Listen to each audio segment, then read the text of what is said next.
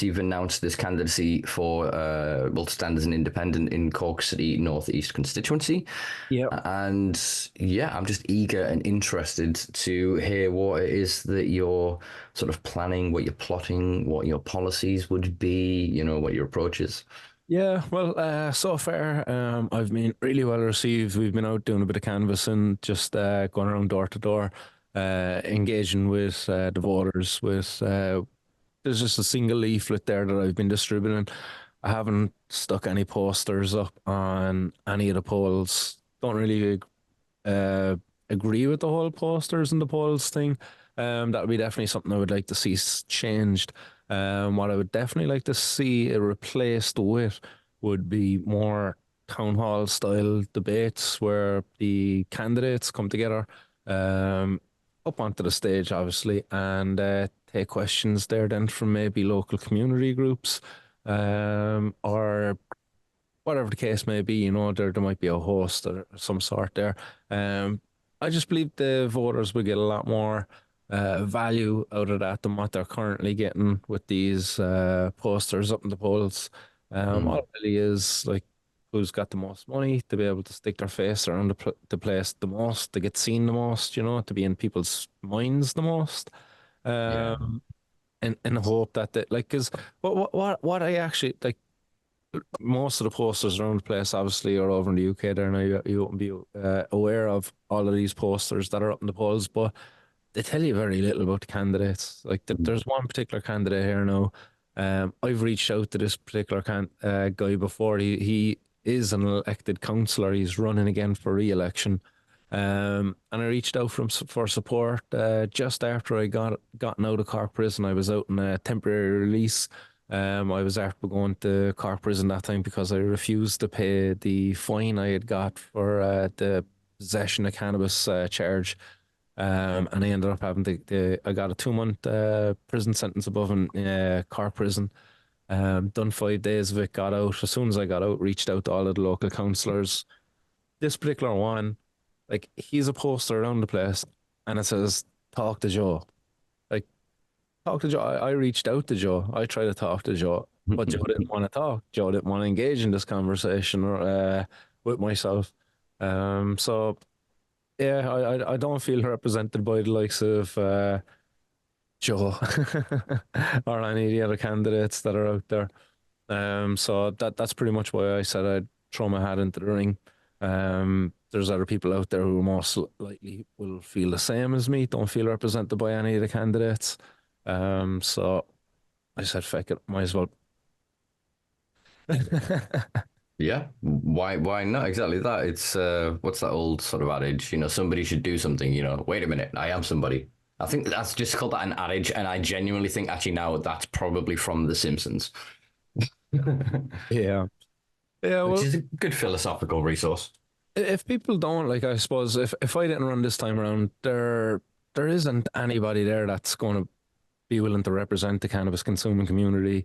There's nobody up there who's even, I suppose, equipped to actually represent them. Like, even if there was somebody there that was willing to speak up, like, they wouldn't even know what like, again, we were kind of saying Mm. it there earlier, what they would end up what would end up coming out would be more to the satisfaction of prohibitionists than it would be to the cannabis consuming community.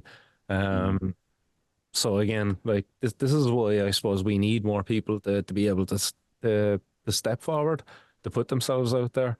If I was to get elected, obviously at the locals, there's not a whole lot you can be doing in regards to the cannabis thing, but I can be writing letters, I suppose, in support to the courts and different bits and pieces there. But obviously, national legislation has to be affected, change from above in the Oireachtas, above in the Dáil in Dublin, where I'd be getting elected to would be a local councillor. But there was one thing I did come across when as I mentioned there earlier, I got out of prison. I reached out to all of the councillors, and somebody had said it to me, was like, "Oh, but the councillors can't do anything to help you in your situation."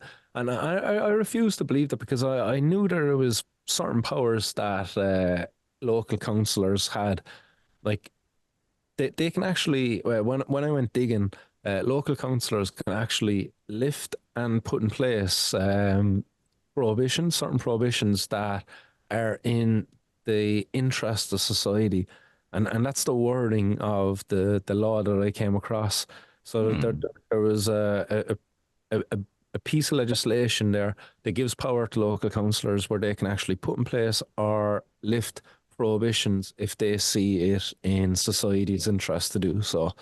So I would wonder, like, if I was to get elected to the local council, um, if I was to be able to explore that avenue a little bit, see if there was actually any possibility there, or something I would like to be able to use that for if I was able to lift a prohibition. Hmm. I'd certainly lift the prohibition on the cultivation of cannabis, and I would allow people to be able to set up cannabis collectives, like not for profit type things, because Hmm. obviously the prohibitions would be um, yeah, I suppose, yeah, they'd be limited in what they would be able to go for. And I reckon obviously sticking with like social clubs, non-profits would be probably the simpler way forward. That's just to begin with. If that was something that was even possible, if I was to be elected. No, interesting that there is then the language of such a thing, because it's where most of the sort of the club models, the collectives, the um, just the models that have evolved around the world, where people have got together and managed to define discretion with their local authorities or the local policing institution, and the reason that they become sort of non-profit in that sense, to use that parlance, is generally to avoid pocket, is like proceeds of crime or the various other regional version of this national legislation, which is to deal with money that is generated from the sale of what they consider to be, illicit and unlawful substances. So yeah, if you could through that get, man, my Irish history, how many counties is this island broken into? 28.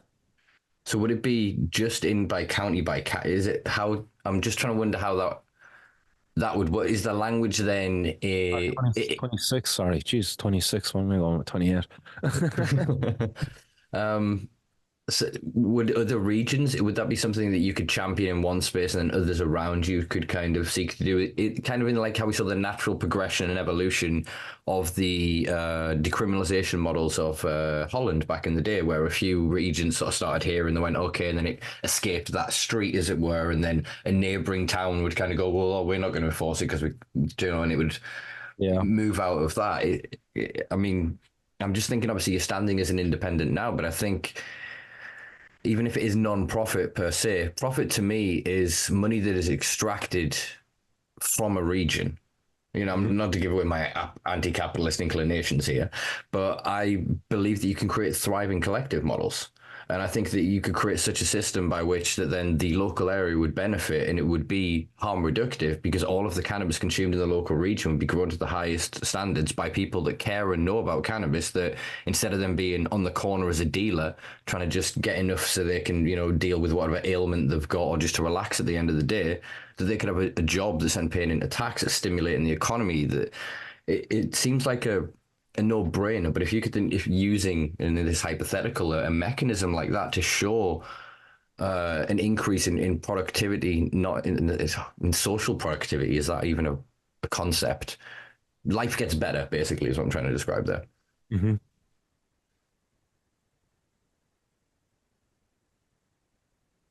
Oh, Sorry, yeah. there's a question in there somewhere. Well, no, I'm just like I said, I'm curious. Then, would you seek sort of allyship in others? Do you think this is something you could, or you would sort of spend some time investing into trying to find even, I suppose, more amongst the other independents rather than the party political candidates, because they're generally held to, the whip and the political line. Yeah, well, I suppose I wouldn't be looking to lone wolf this while at the moment that's how it is. There's others out there. I suppose I was working with another group there, the Cannabis Activist Alliance. There's others out there. There's guys involved with another group called Cron, the Irish word for trees. So there's a lot of people out there, I suppose, really. So there's nothing stopping other people from stepping up and running. The next general election is the important one, I suppose, as I mentioned there. It's national legislation that you should be really aiming for and targeting. Running at the local level, it's good, and it's drawn attention to the campaign. And I suppose the number of votes there that a person might get on a campaign like that will show merit to the arguments that are being argued there by that person. Hell, as I say, like if I was to be elected, I would be. I would be rather shocked, I suppose, really, if I was to be elected. Given the fact that, look, it's a 2 week campaign that I've been running there. I haven't, like as I say, I haven't invested what all of the other candidates have there into the campaign. But what I do have there, I suppose, behind me is the fact that I'm an independent. There's a lot of support there at the moment for the independents. So if I could do well, then maybe yeah, we could inspire more people to run come the general election. It would be great to see more people to be running with cannabis legislation there included as part of their campaign.